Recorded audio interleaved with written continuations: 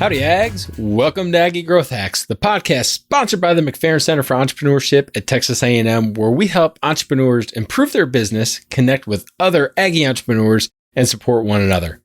I'm your host, Greg Martin, Fighting Texas Aggie class of 2001. And I'm your co-host, Chris Hunter, Fighting Texas Aggie class of 1998. Whoop!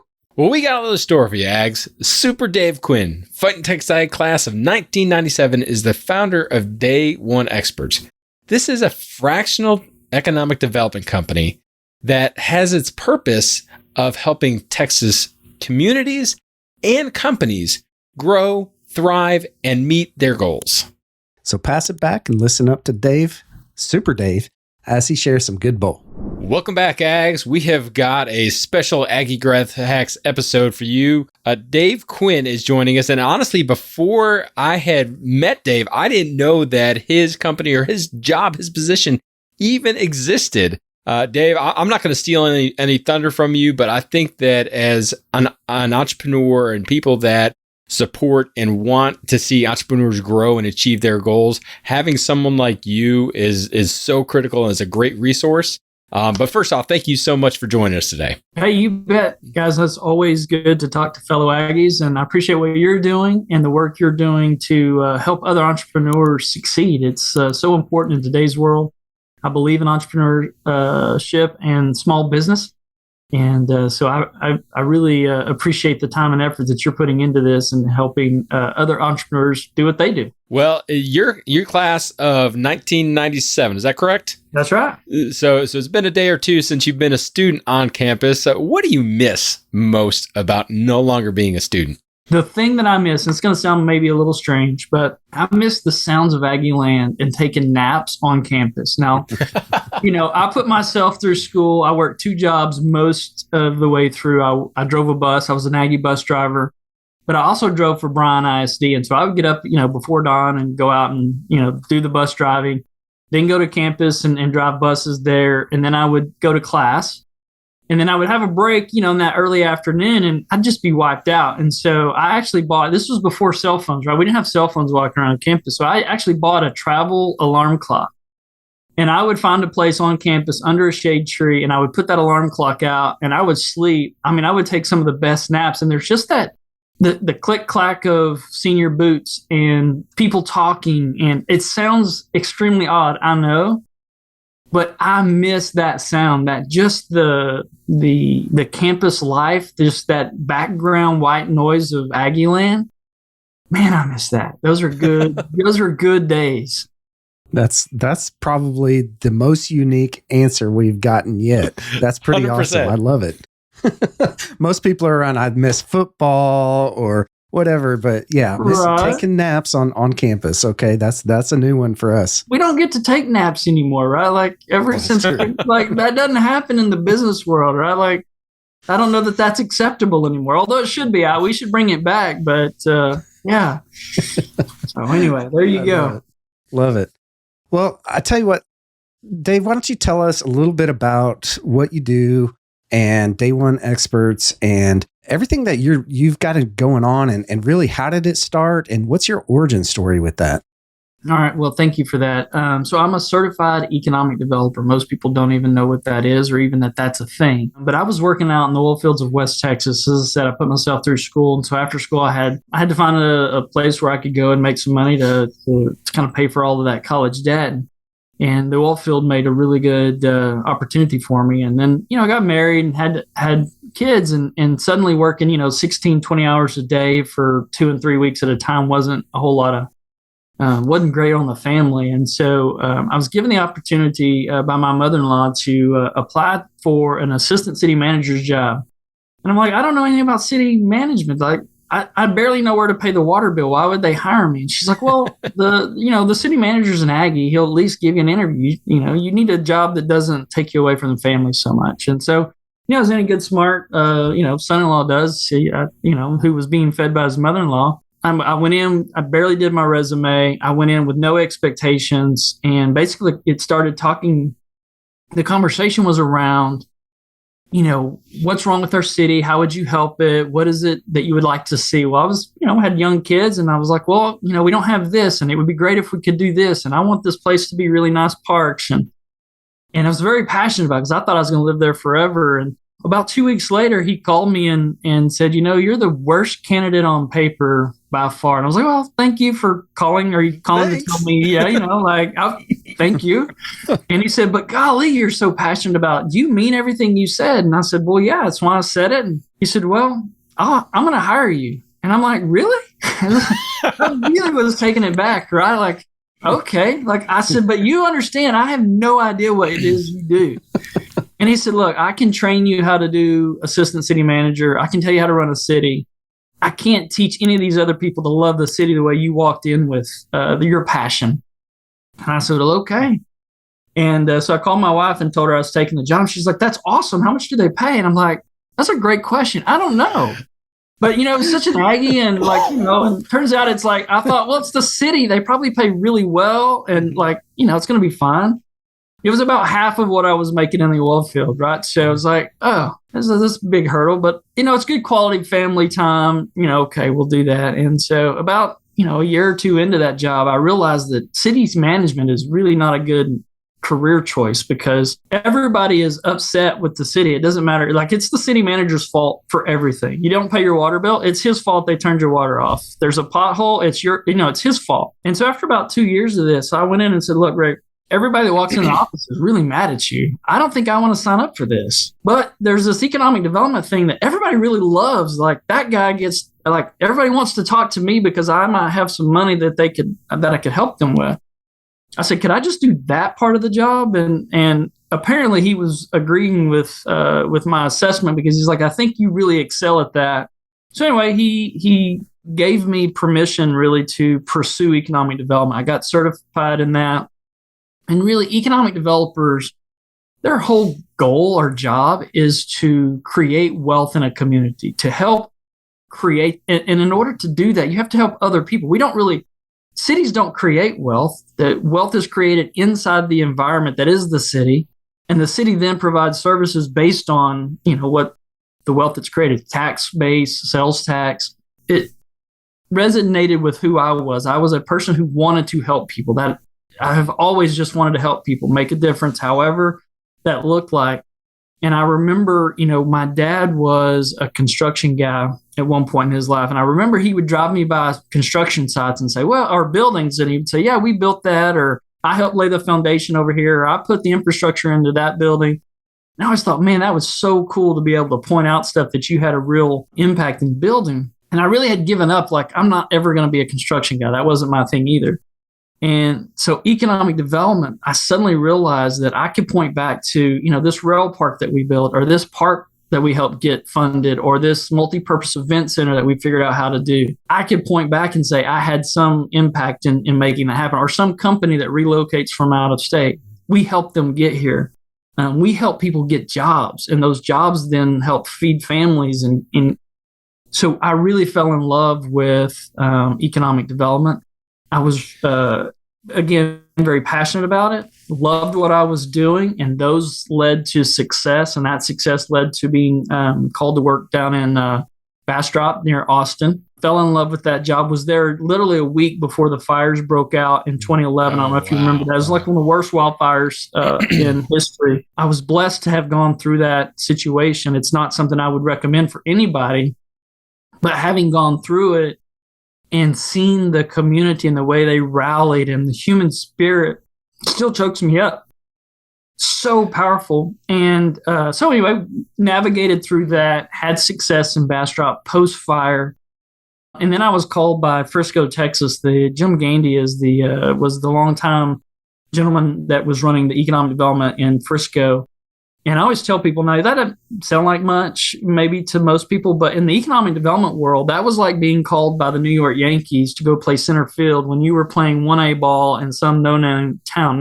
And again, I said, yes, I'll take that job, not asking how much it was going to pay or any of the logistics. And, when I told my wife I'm taking the job and then having to figure this stuff out. Because like, you just don't pass, when somebody says, do you want to get on a rocket ship? You just say, yes, I want to be a part of that. And so I was able to work with Rick until he retired.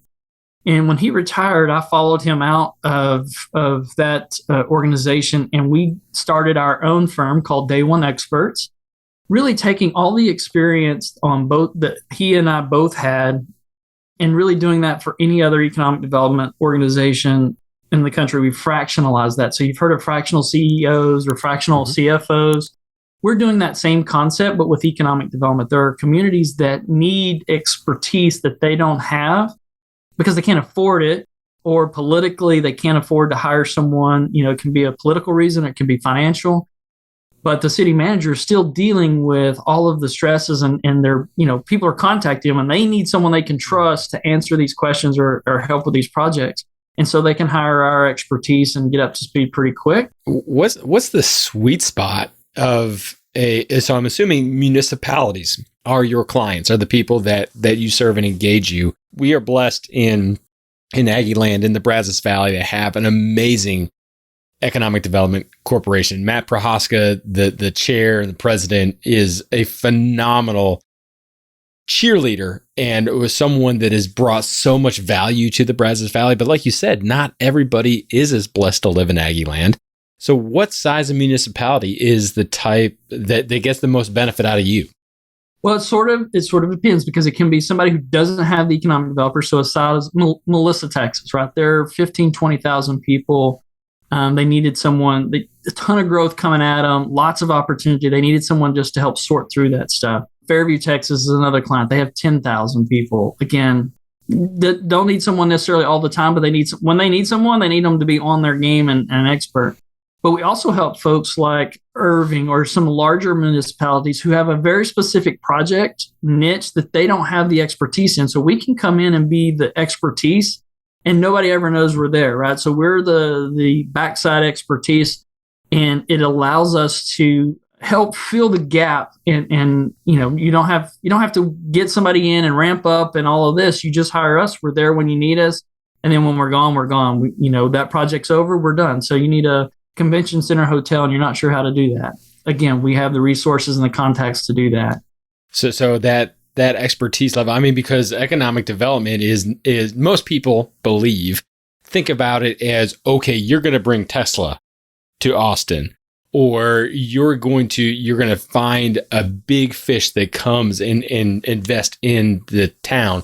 But that's not necessarily the case. A lot of times it's a matter of growing the existing businesses and giving the entrepreneurs that are in the community the resources to kind of scale up.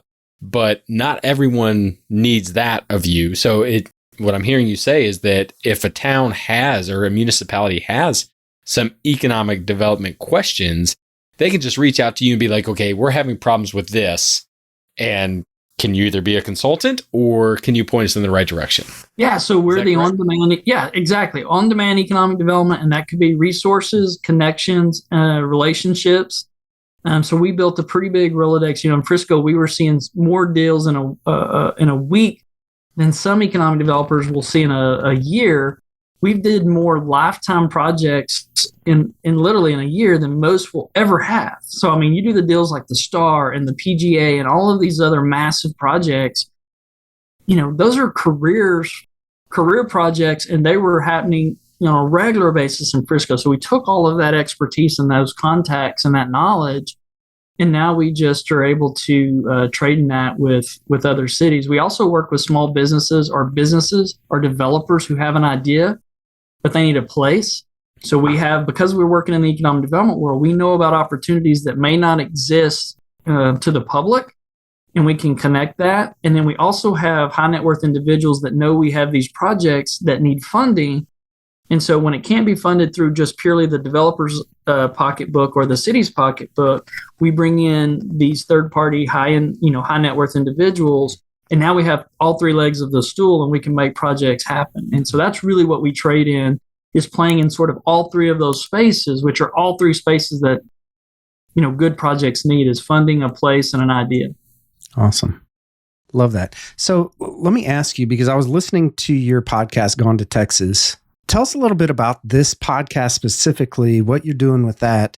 And then I've got a follow-up question here that is completely unscripted, by the way. That's awesome. I love off-script stuff. Well, so thank you, by the way. The Gone to Texas podcast was a way to help get the stories out. So we market to out-of-state businesses who are looking to make their move to Texas. And again, we're focused on the small to medium size. So if you have 5 employees up to 100 employees, those are the kind of companies we work with. These companies typically don't have inside real estate team. They're not big enough to connect with most site consultants because the incentive package isn't going to be enough to really make it worth the incentive person's time. But what we've done is gone out to the economic development team and said, you guys pay us our fee. We'll take all of your dollars, put it together, and we'll go market and find these small businesses, and we'll help them. We're not trying to change people's mind. If you don't love Texas, I'm not trying to convince you to come to Texas. If you're Googling how do I move my business to Texas, right? Yeah, that's what the state does. There's other people that market. There's people that market that thing. What we do is say, look, if you're on the web trying to figure out how you move a business to Texas, we're going to pick you up and help you do that. And that's where we're trying to find our small businesses. Now, the reason that's so new or different, or the way that works, is most economic development corporations don't have a digital marketing, content marketing platform. They do a little bit of marketing as far as they've got web and they'll have some social media. But generally, as a strategy, it's not a large part of their strategy. The reason is because it's so stinking hard, and you can spend a lot of money really fast and not have any results. And so in the economic development world, if you spend a lot of money and don't have results, it gets you fired, right? And so what we've done is said, look, we'll fractionalize the risk across all the different communities. We'll roll it up. We'll do one brand, Texas Economic Development Connection. We'll go out and market. We'll do all the hard stuff. The cost per lead right now is pretty high for us as an organization. But as a member, or as a partner, it doesn't hardly cost you anything. So we're learning, and we're only the 18 months into this platform.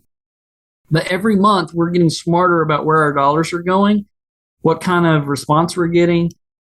I always tell people when we first started, had I owned a moving company, an actual moving van company, I could have probably made a mint, because we used the word move and everybody thought we were movers and they were calling us. I mean, we were knocking it out of the park on that. It was the wrong customer, but we were still having, so we've dialed in some of that stuff. And really, the Gone to Texas is a content marketing opportunity for our partners, which are the cities, to share the story about a business in their town that has grown successfully. So for them, it's both a business retention and expansion project where they're giving a little love to a company that actually made their city good, or made good in their city. And then at the same time, it's getting to market them as a place where other people can come and grow their business. So we don't really market the towns per se, or Texas per se. That is sort of the backdrop of the success. So we're talking to manufacturers and all kinds of entrepreneurs who have moved their business here, or who've started a business and grown it here. And we share their story. And what our hope is that other small business owners hear that story and say, hey, I can do that too. Now, how do I get started? And then they contact the Texas Economic Development Connection. And really what we do is we collate information and pass it from the business owner to the economic developers, who then respond. And we just make that a seamless process. In Dallas-Fort Worth alone, there's something like there's over 100 cities, each having economic development organizations. So that's 100 different websites. That's 100 different stories. That's 100 different phone calls. And that can just be overwhelming. And the difference to the business owner is each town, because of the way it's set up in Texas, gets to decide how they invest their economic development dollars. Frisco might like this certain industry, might like this type of company. McKinney right next door might like a different kind. And so if you come to Frisco and you ask them for an incentive based on your, what you do, they might say, well, we'll give you, $1,000 a job if you create a job. Well, McKinney might be really high on that industry and really likes that you're vertical. And they'll say, we'll give you $10,000 a job. Well, that's an incredible difference. And if you don't know, that could really cost the entrepreneur. And you might not even know that there's people out there that would pay you to do that. And so you move over to Melissa, to Fairview, to Bowie, Texas. They all have their own desires and what they're looking for and their own criteria. And so what we do is help you understand, if you've never been to Texas, and we have a lot of these phone calls, and they're looking at Dumas, Texas, up in the Panhandle, or they're looking at Henderson in East Texas, and they want to fly in and see Henderson and Dumas in the same day. Like, you don't do that, right? So we're helping with logistics like that. We also know that, if you need trees and water and that sort of stuff as your input, well, you're not going to be in West Texas, right? Mm-hmm. So we're helping business owners really understand what their needs are, and then helping them sort of orient in Texas where it makes sense for them to be. Now, we don't care where you can go anywhere. We're, as an organization, I don't care where you land. We just want you in Texas, and we want you here as fast as we can get you here. And we want you in the right place because we want you to be successful. If you pick Texas and it's not the right fit, and then you're telling everybody it's the worst thing you ever did, that hurts everybody. Yeah. But if we can put you in the right sweet spot, then you're going to go tell everybody else, this is the best move I've ever made. And gosh, you should talk to this organization because they really helped me for free. That's the goal of our organization long term. So let me ask, and again, this is that follow-up question, right? Because it sounded to me that Matthew McConaughey was the guy on the very first, on the intro for your podcast. Is that true? It does sound like that. Yeah. Yep. So is it? Well, that's a great question that, we always like to keep people guessing on because, I will tell you, there's maybe 2 people in the world that know the answer to that. So we'll probably leave it at that. But we did, right? It's that, it's iconic, right? That's a great, it's Texas. We wanted something that sounded Texas, but not it sure sounds like cowboyish Texas, right? So really sounded like him to me. Well, Dave, what is your big, hairy, audacious goal for your company? And as you're growing, I mean, like you said, you just started this 18 months ago, and so and it sounds like you are impacting and helping a lot of communities. But in 10 years, where do you want to be? So for me, I would love to be the go-to organization for communities doing outbound lead generation for Texas, right? We're taking the political side out of it. Every year we have to go down and fight for our lives as an economic development with the state legislature. What we want to build is a privatized network where even if the state says, you know what, no more sales tax, no more dollars, we will have already built the infrastructure in place that communities can still advertise and share their stories. And I shouldn't say advertise.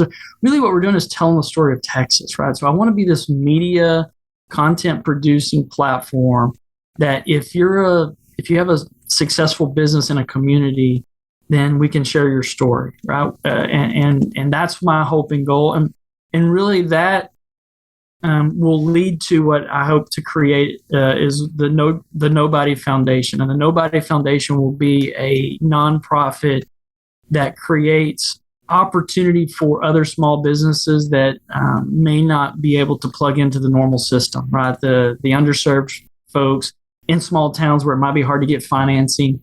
But all of that then, in making those bets, it goes back into a nonprofit. It's not just a VC type for profit. It's literally how do we get more people doing what they love, passionately pursuing their purpose. And if I can do that, then they're going to have money and profits to give to their people and to their charities. So we feel like the best way to create that is to create a foundation that gives us more entrepreneurs and more small business owners that are being successful, and those resources to, for communities that, they're outside the triangle, right? We're fortunate all to live in sort of this, the mega triangle of Texas, but there's a lot of opportunity outside of that.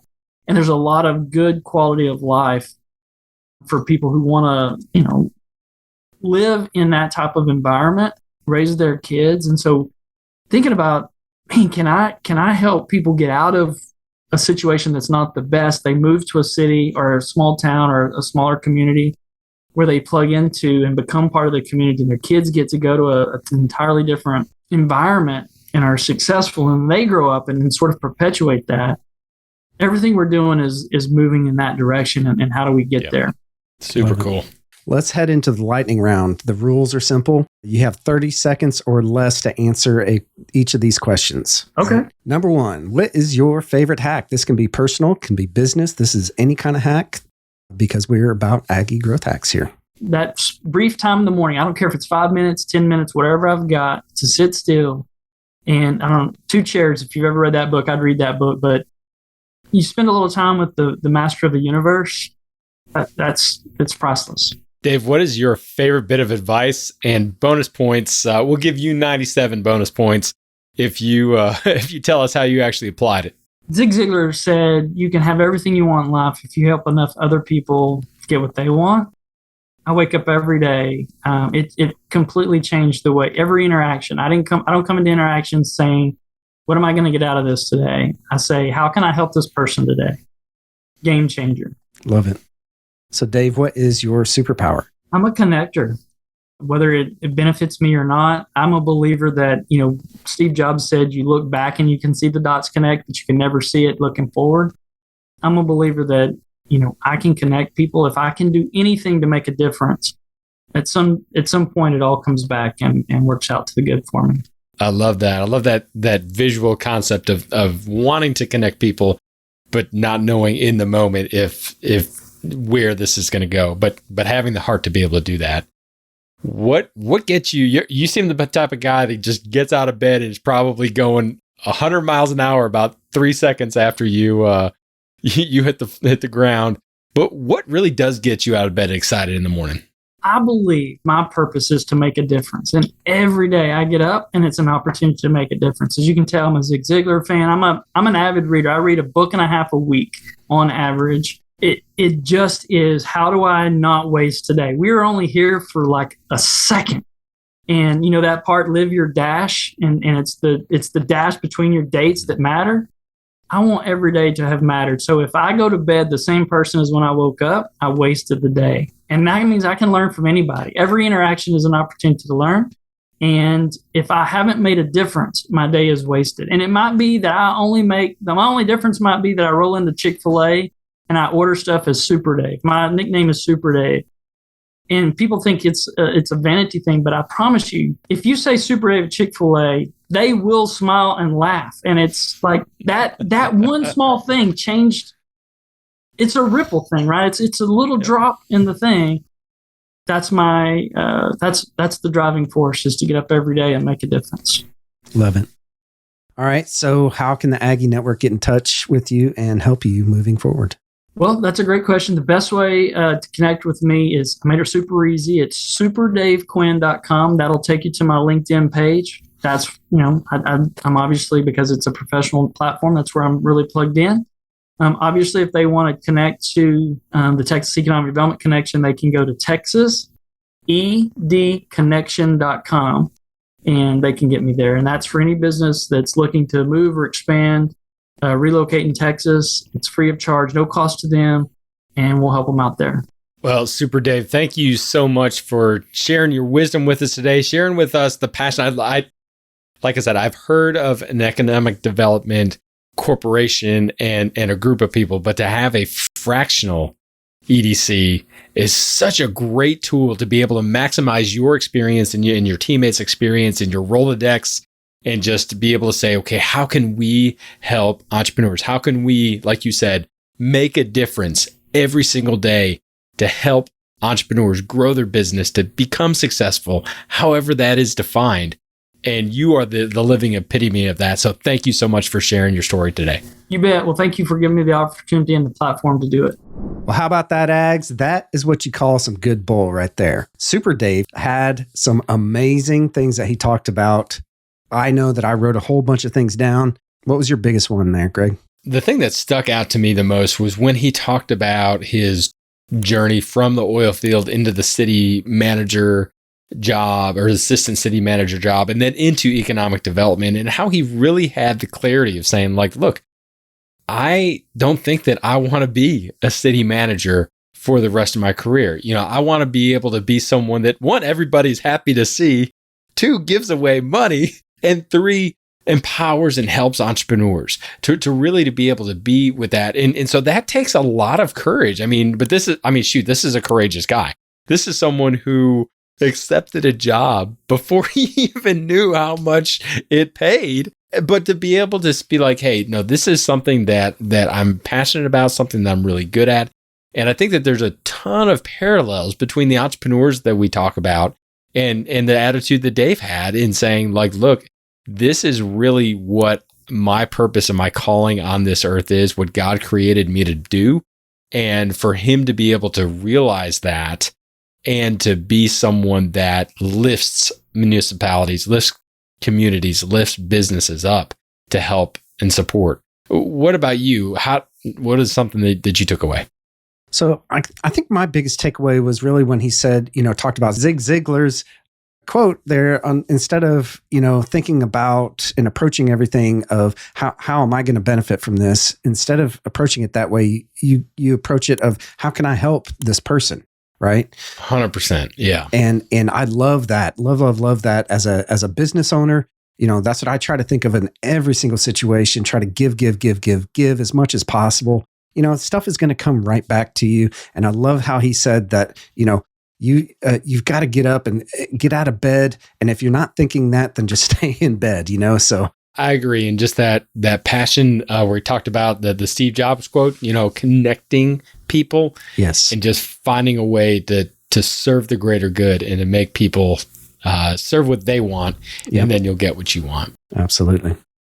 Well, Ags, that's going to do it for this episode of Aggie Growth Hacks. We hope that you enjoyed it. We hope that if you're not connected with Super Dave, that you reach out to him, connect with him, especially if you're an Aggie entrepreneur that is looking to grow, to potentially move your company. Come on back to Texas. We love y'all. Come on back. Or if you're a community that's in Texas that wants to be able to grow and to help the people around you meet your community goals, reach out to Dave, connect with him, listen to what he's got to say. We hope that you also connect with Aggie Growth Hacks, connect with me, connect with Chris if we're not connected already, and make sure you check out aggiegrowthhacks.com, where you'll not only hear this conversation that we had with Super Dave, but all of our previous episodes and our other great content. We want to give a huge shout out to our sponsor, the McFerrin Center for Entrepreneurship at Texas A&M University. Since 1999, the McFerrin Center for Entrepreneurship has served as the hub of entrepreneurship for Texas A&M. If you're an Aggie entrepreneur or even a wantrepreneur, head on over to the website right now to find a program that's right for you.